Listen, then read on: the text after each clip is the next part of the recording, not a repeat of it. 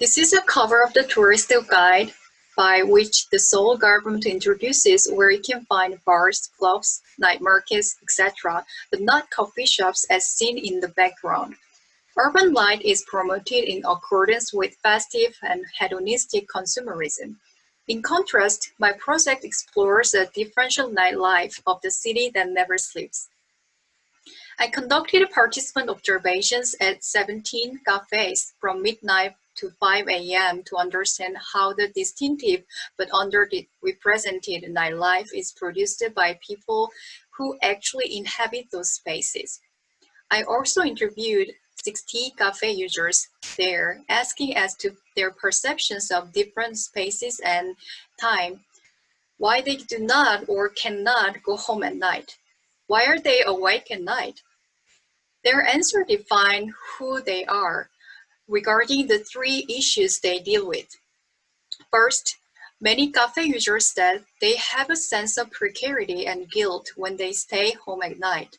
With the higher unemployment rate and expansion of irregular contract jobs, people are pressured to be constantly cultivating themselves to be more marketable.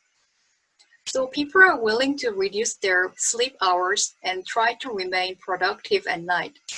Second, imagine you live in a 30 square foot studio by yourself, or a bit larger size studio with another person to reside near school or work in the city. Otherwise, you have to commute over 3 hours every day since you can't afford to pay the high rent.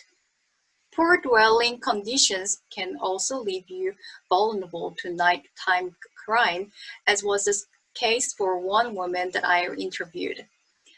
Last, social isolation is apparent in South Korea, known for the longer working hours and highest number of suicide cases.